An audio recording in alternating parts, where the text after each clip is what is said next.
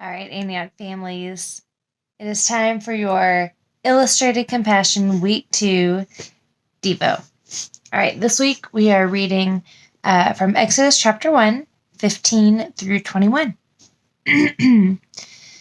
Because he was afraid, the king of Egypt gave a terrible command to 2 Hebrew midwives whose names were Shiphrah and Puah. He told them, when you're helping Hebrew women give birth, if the baby is a boy, kill him. If she's a girl, let her live. But the midwives answered to God and not to the king, and so they let the boys live too. The king called for them, and when they came, he asked them, "Why have you done this? Why have you let them live?" The midwives said, "Oh, king, Hebrew women are so strong. They give birth on their own before we can even arrive." The community grew and became strong, and God was pleased with the midwives. Their disobedience to the king was faithfulness to God. Then Shiphrah and Puah had children of their own. So Shiphrah and Puah were midwives, and a midwife is somebody who helps women give birth, kind of like a doctor. And so these women had compassion on the baby boys that Pharaoh wanted to have killed. And we know what compassion is. Compassion is when you hear something that's wrong and you take action against it. And so these baby boys were powerless. And powerless means exactly like it sounds. It means to be powerless, to not have any power. And so, sometimes one thing that we learn in this story is that sometimes doing the right thing can actually mean breaking an unjust rule.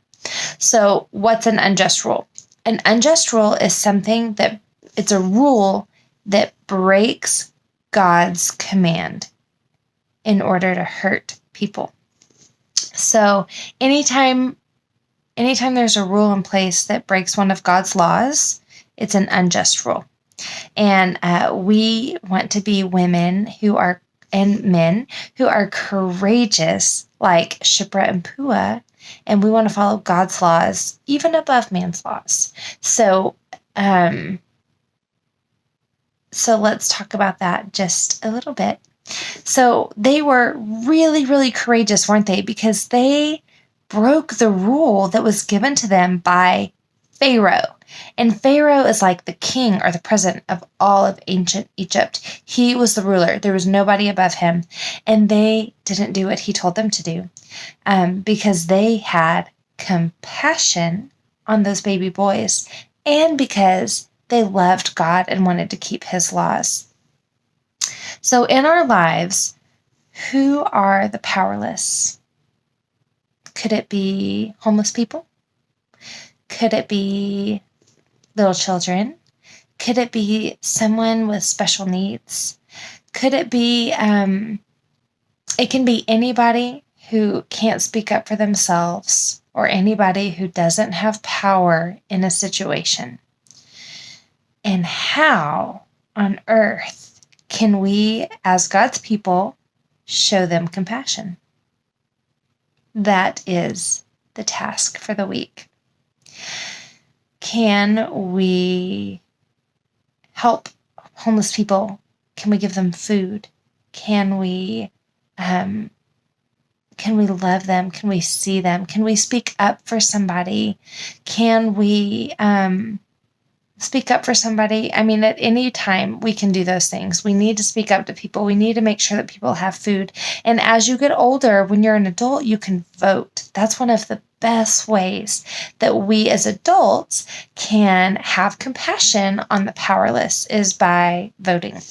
And so all over the world, there's people who are powerless who need our compassion. So this week, we guys, I bless you.